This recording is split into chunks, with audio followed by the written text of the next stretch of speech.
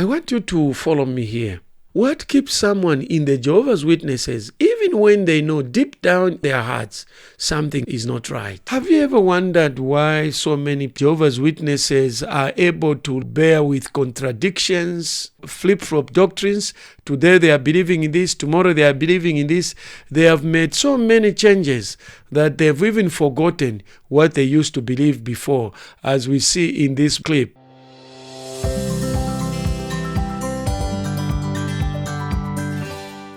Let's be quite frank. Over the last few years, we've had a few changes with regard to the events that occurred during the Great Tribulation. And if you've been in the truth for a while, sometimes it's a bit hard to remember, was that what we used to believe, or is this what we believe now? How can somebody put up with such contradictions and still believe that they are in the truth, that they are walking in the truth? These and many more questions are going to be answered in this episode. We dive into the mind of a convent, including how they rationalize the contradictions in doctrine and how they justify shunning families. Stay tuned for a deeper look into why so many people are trapped in the Jehovah's organization. We will explore the deeper psychological mechanisms that prevent convents from leaving, no matter how much the doctrine changes or how much they suffer. First, we look at cognitive dissonance. That is, they are able to justify the injustifiable.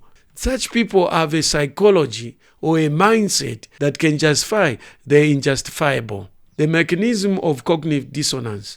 Convents often experience internal conflict when confronted with contradictions, rationalize the changes as new light. I totally fail to understand how the truth keep on changing. The people walk in the truth that keeps on changing. As was the case in the first century, the governing body today provides spiritual food, direction, and practical help for God's people around the world. Jesus has appointed that governing body to be the faithful and discreet slave. Reference. Cognitive dissonance theory, Festinger 1957, explains how individuals will resolve internal conflicts by changing beliefs to justify their actions, even in the face of contradictions. For example, a witness who was taught that the end of the world was imminent in 1975 may now accept the explanation that it was just a misunderstanding or that Jehovah's timetable is different. It was certain. They preached it. It's documented. They held rallies, campaigns, went door to door, telling people that in 1975, the end is coming. And this is not the only predictions that they've made. Several predictions have been made, 1914, 1925, and many other times have been made. And every time, each of these predictions have lamentably failed. And yet they believe that of the truth. And a person still remains within the Jehovah's Witnesses sect, believing that they have the truth. Amazing. There is a mindset that allows people to remain within the Jehovah's Witnesses sect. Let's look at the doctrine of truth. This is the way in which Jehovah's Witnesses create identity and organization ownership. For many Jehovah's Witnesses, their identity is fully tied to their membership. They have been taught that only Jehovah's Witnesses have the truth, a belief so deeply ingrained that questioning it seems impossible. When I did videos about the Catholic Church and the Pope, one person made a comment and said, when a lie is told over and over and over, it actually becomes truth to the person who has been told that lie. Very true of Jehovah's Witnesses. If you are enjoying this video, show the appreciation of the effort that goes into producing these videos. To do so, like, subscribe, and smash the notice bell so that every time I upload a new video, you will be notified. Then there's the psychological ownership. Convents become psychologically invested in the organization's teaching, and abandoning those beliefs would mean abandoning a large part of their identity. For example, a recruit who has spent years in Bible study may experience an internal emotional attachment to the idea of being one of the few who are saved.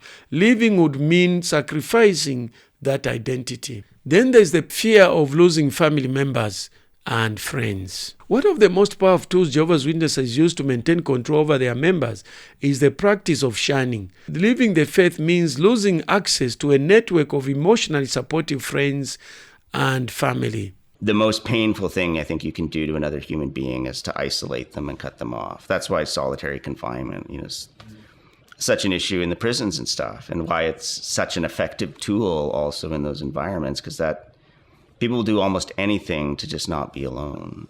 And when you're raised as Jehovah's Witness your whole life, when all of your family around you, all your friends are in that environment, when they cut you off and disfellowship you, you are put into solitary confinement. I came to talk to Jody, who has a similar story. He was disfellowshipped the day he finished high school after the organization discovered he had got a young woman pregnant. In front of the whole congregation that people should avoid contact with me, and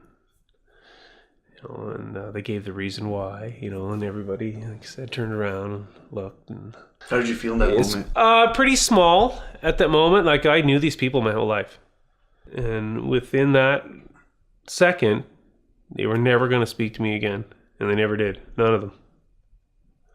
The boys in the congregation that were close to my age that I had grown up with, that was the last time that I talked to them. That was it. Next day at school, or it was nothing. It was like I didn't even exist anymore. And things changed at home too, obviously. My parents, minimal communication. No more good morning, no more nothing.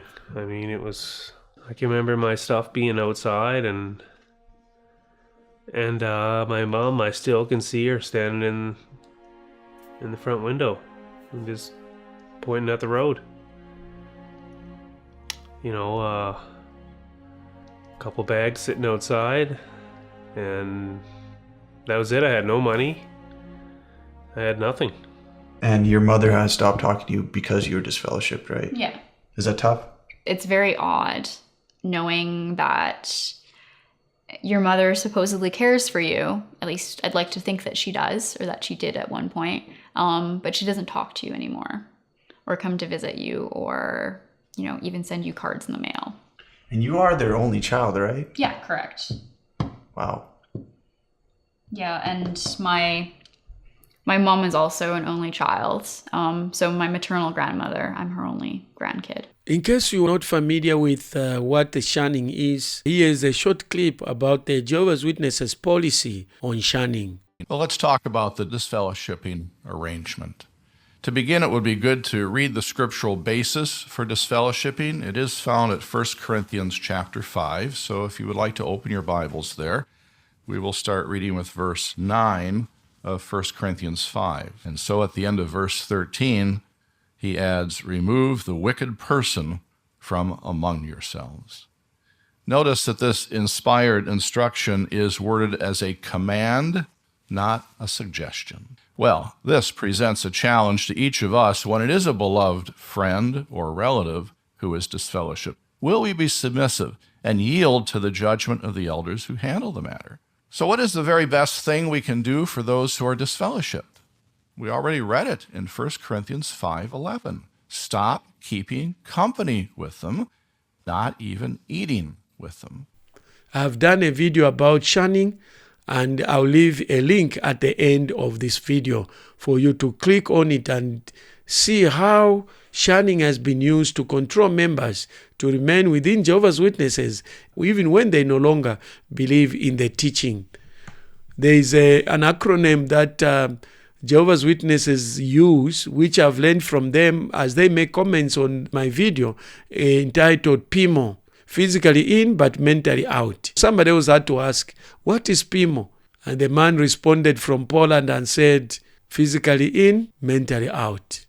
How many PIMOs are in Jehovah's Witnesses? If you are enjoying this video, show the appreciation of the effort that goes into producing these videos. To do so, like, subscribe, and smash the notice bell so that every time I upload a new video, you will be notified. Research shows that people will often remain in a high control groups to avoid the emotional pain of losing relationships.